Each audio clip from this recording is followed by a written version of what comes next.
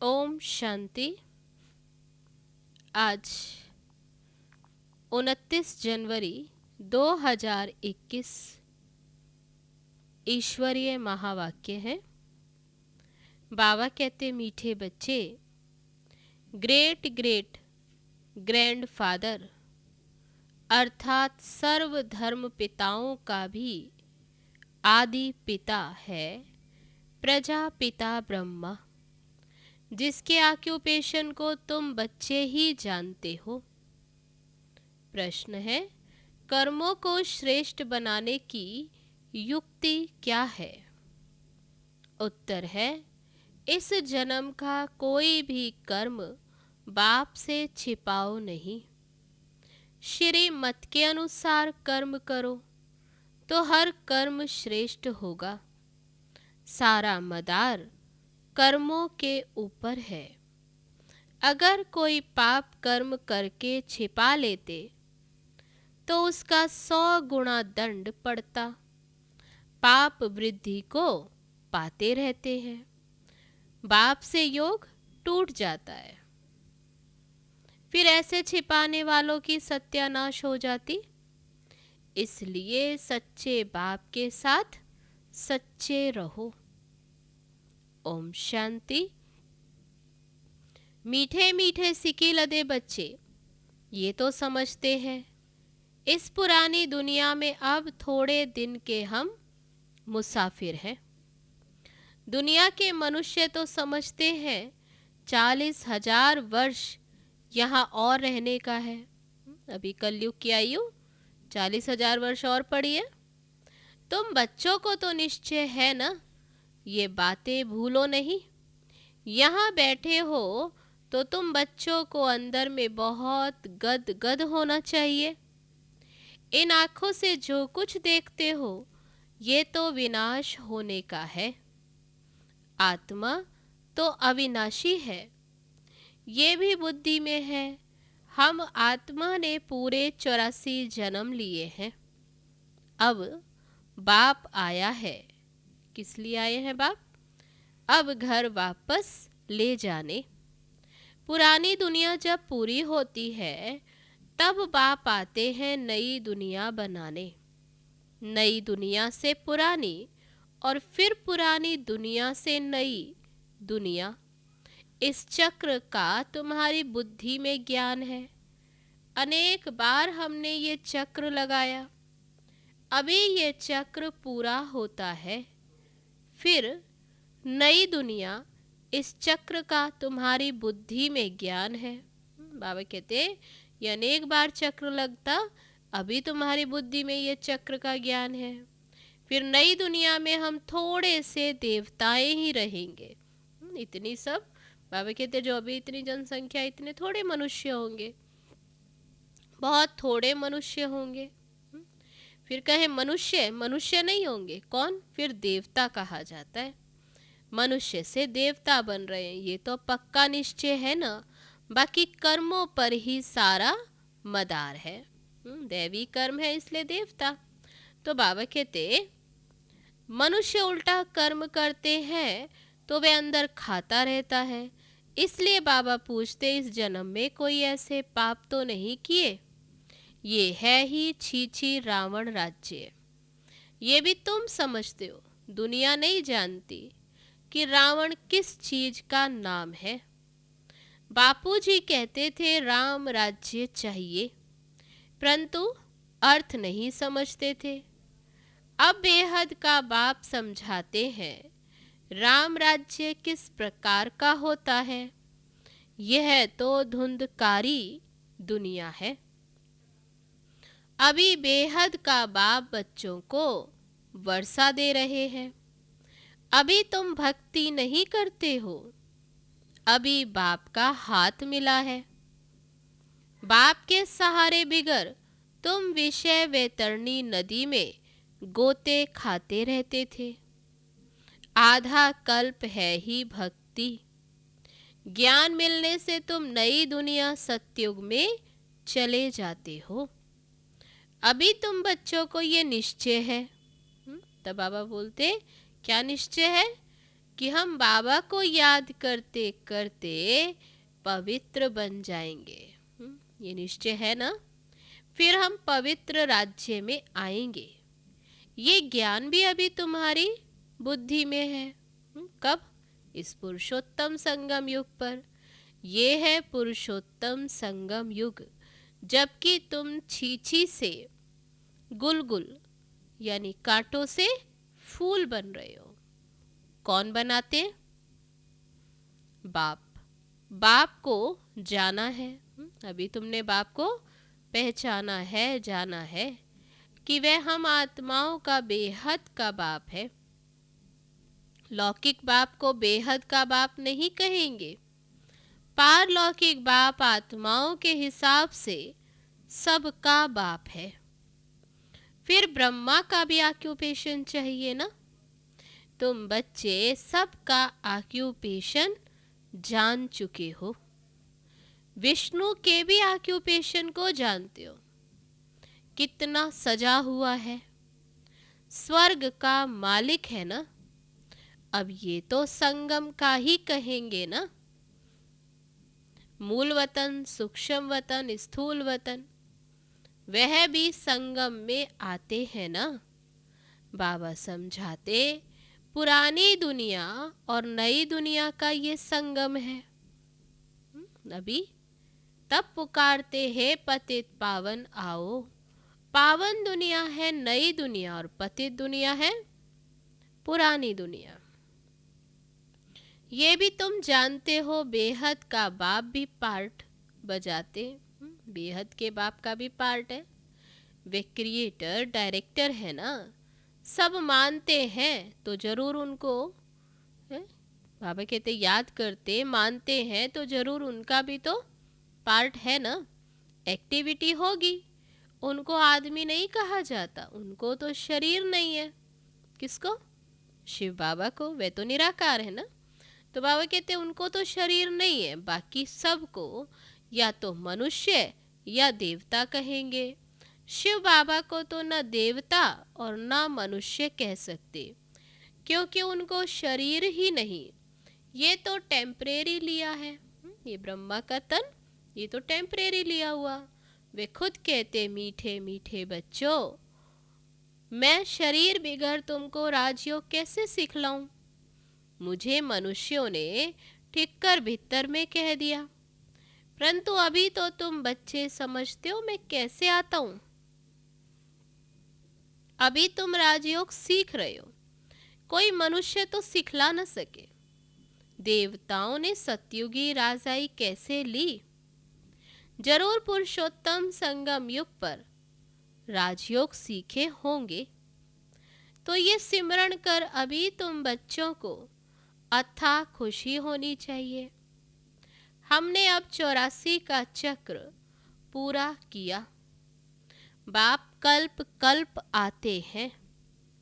बाप खुद कहते ये बहुत जन्मों के अंत का जन्म है। श्री कृष्ण जो प्रिंस था सत्युग का, जो नंबर 1, वही फिर 84 चक्र लगाते। तुम शिव के तो 84 जन्म बताएंगे नहीं, वे तो जन्म मरण से न्यारे हैं। तुम्हारे में भी नंबरवार पुरुषार्थ अनुसार जानते हैं। माया बहुत कड़ी है, वे किसको भी छोड़ती नहीं। ये बाप अच्छी रीति जानते हैं। ऐसे मत समझो बाप कोई अंतर्यामी है, नहीं, सबकी एक्टिविटी से जानते हैं। समाचार आते हैं, माया एकदम कच्चा पेट में डाल देती है। ऐसी बहुत बातें तुम बच्चों को मालूम ही नहीं पड़ती, बाप को तो सब मालूम पड़ता। मनुष्य फिर समझते हैं कि बाबा अंतर्यामी है। बाबा कहते हैं मैं अंतर्यामी नहीं हूँ। हर एक की चलन से सब मालूम पड़ता है। बहुत बच्चे बाबा कहते जिनकी छीछी चलन चलते, चलन से पता पड़ता है ना। बाबा कहते देखते हैं बाबा तो बहुत छीछी चलन चलते बाबा बच्चों को फिर खबरदार करते हैं, माया से संभालना है। माया ऐसी है, किसी न किसी रूप में एकदम हप कर लेती है। फिर भल बाप समझाते हैं तो भी बुद्धि में नहीं बैठता। इसलिए बच्चों को बहुत खबरदार रहना है। काम महाशत्रु है, मालूम भी ना पड़े कि हम विकार में गए, ऐसे भी होता है। इसलिए बाबा कहते कुछ भी भूल आदि होती तो साफ बताओ, छिपाओ नहीं, नहीं तो 100 गुना पाप हो जाएगा, जो फिर अंदर में खाता रहेगा। एकदम गिर पड़ेंगे।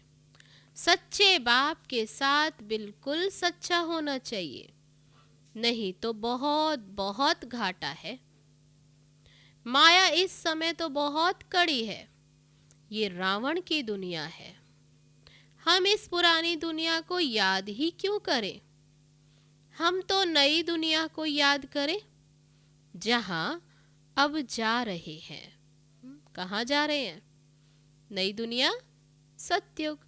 बाबा नया मकान बनाते हैं तो बच्चे समझते हैं ना कि हमारे लिए नया मकान बन रहा है, तो खुशी रहती है। ये बेहद की बात है।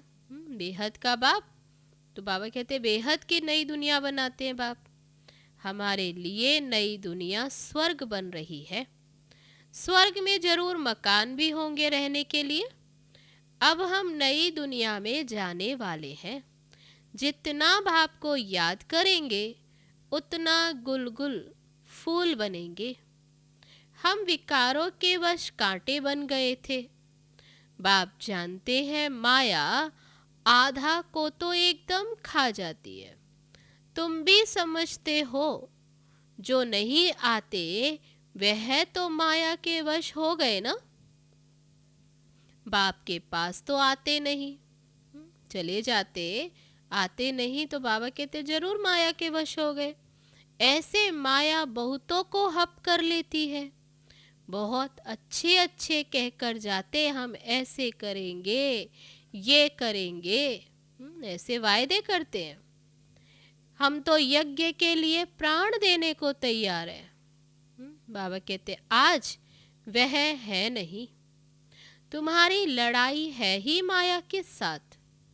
दुनिया में ये कोई नहीं जानते माया के साथ लड़ाई कैसे होती। अभी तुम बच्चों को बाप ने ज्ञान का तीसरा नेत्र दिया है, जिससे ही तुम अंधियारे से सोझरे में आ गए हो। आत्मा को ही ये ज्ञान नेत्र देते हैं। तब बाप कहते अपने को तुम आत्मा समझो, बेहद के बाप को याद करो। भक्ति में तुम याद करते थे ना, कहते भी थे आ पाएंगे तो बलिहार जाएंगे। कैसे बलिहार जाएंगे ये थोड़े ही जानते थे। अभी तुम समझते हो। क्या जानते हो? कि हम जैसे आत्मा है वैसे बाप भी है। बाप का है अलौकिक जन्म। तुम बच्चों को कैसे अच्छी रीति बाप पढ़ाते? खुद कहते हो ये तो वही बाप है जो कल्प कल्प हमारा बाप बनते हैं। बाबा कहते अभी तुम्हें ये स्मृति आती है, नशा चढ़ता है कि ये तो वही बाप है। हम भी बाबा बाबा कहते और बाबा भी बच्चे बच्चे कहते हैं। कितना प्यार। वही फिर टीचर के रूप में राजयोग सिखलाते, और तो कोई सिखला ना सके ये राजयोग। विश्व का तुमको मालिक बनाते हैं, तो ऐसे बाप का बनकर फिर उसी टीचर की शिक्षा भी लेनी चाहिए ना। खुशी में गद गद होना चाहिए। अगर छी छी बना तो फिर खुशी आएगी नहीं। भल कितना भी माथा मारो, फिर जैसे वह हमारा जाति भाई नहीं। बाबा कहते गिर पड़ते तो बाबा कहते फिर वह खुशी आएगी नहीं, भले कितना भी उन्हें समझाओ। तो बाबा कहते फिर समझो ये हमारा यानी ब्राह्मण कुल का नहीं है। यहाँ मनुष्यों के कितने सरनेम होते, तुम्हारा सरनेम देखो कितना बड़ा है। ये है बड़े ते बड़ा great great grand father Brahma, उनको कोई भी जानते ही नहीं। शिव बाबा को तो फिर सर्वव्यापी कह देते। ब्रह्मा का भी किसी को पता नहीं पड़ता। चित्र भी है ब्रह्मा विष्णु शंकर के। ब्रह्मा को सूक्ष्म वतन में ले गए, बायोग्राफी कुछ नहीं जानते। सूक्ष्म वतन में ब्रह्मा को दिखाते हैं, फिर प्रजापिता ब्रह्मा कहाँ से आएगा? वहाँ बच्चे एडाप्ट करेंगे क्या? तो बाबा कहते ये किसको भी पता नहीं। प्रजापिता ब्रह्मा कहते हैं, परंतु बायोग्राफी नहीं जानते। बाबा ने समझाया है, ये हमारा रथ है। कौन? ये ब्रह्मा का तन। तो बाबा कहते ये रथ है, बहुत जन्मों के अंत में हमने ये आधार लिया है। ये पुरुषोत्तम संगम युग गीता का एपिसोड है। पवित्रता भी मुख्य है। पति से पावन बनना कैसे है, ये दुनिया में फिर किसी को भी पता नहीं। साधु संत आदि कभी ऐसे नहीं कहेंगे कि देह सहित सबको भूलो, एक बाप को याद करो, तो माया के पाप कर्म सब भस्म हो जाएंगे। कोई गुरु ऐसे कभी नहीं कहेंगे। बाबा कहते ये बाप ही कहते हैं कि एक बाप को याद करो तो माया के पाप कर्म सब भस्म। बाबा समझाते हैं ये ब्रह्मा कैसे बनता है। छोटेपन में गावड़े का छोरा था, 84 जन्म लिए, फर्स्ट से लेकर लास्ट तक। तो नई दुनिया सो फिर पुरानी हो जाती। अभी तुम बच्चों की बुद्धि का ताला खुला है। अभी तुम समझते हो कि अंत में ये पुरानी दुनिया में यही जो पहले कृष्ण, यही अंत में आकर के गावड़े का छोरा बना है। तुम समझ सकते हो, अभी धारणा कर सकते हो। अभी तुम बुद्धिवान बने हो, आगे तो बुद्धिहीन थे। ये लक्ष्मी नारायण बुद्धिवान है और यहाँ सब बुद्धिहीन। सामने देखो ये पैराडाइज के मालिक है ना, कृष्ण स्वर्ग का मालिक था। तुम बच्चों को ये धारणा कर फिर पवित्र भी जरूर बनना है। मुख्य है ही पवित्रता की बात। लिखते भी हैं बाबा, माया ने हमको गिरा दिया, आंखें क्रिमिनल बन गई। बाबा कहते अपने को आत्मा समझो। बाबा कहते अब घर जाना है, बस ये बुद्धि में पक्का कर लो। अपने को आत्मा समझो, बाप को याद करो। क्यों? क्योंकि अब घर वापस जाना है। थोड़े टाइम के लिए, शरीर निर्वाह के लिए कर्म कर फिर हम चले जाते। इस पुरानी दुनिया के विनाश के लिए लड़ाई भी लगती है, ये भी तुम देखना कैसे लगती है। बुद्धि से समझते हैं हम देवता बनते हैं, तो हमको नई दुनिया भी चाहिए, इसलिए विनाश तो जरूर होगा। हम अपनी नई दुनिया स्थापन कर रहे हैं। कैसे स्थापन करते? श्रीमत पर। बाबा कहते मैं तुम्हारी सेवा में उपस्थित होता हूँ। तुमने डिमांड की है कि हम पतितों को आकर पावन बनाओ। बाबा ने कहा तुमने डिमांड ही ये की है, तुम्हारे कहने पर मैं आया हूँ। तुमको रास्ता बताता हूँ बहुत सहज, मन मना भव। भगवानुवाच है ना, सिर्फ कृष्ण का नाम दे दिया है। बाप के नेक्स्ट है ये कृष्ण, ये परम धाम का मालिक और ये है विश्व का मालिक।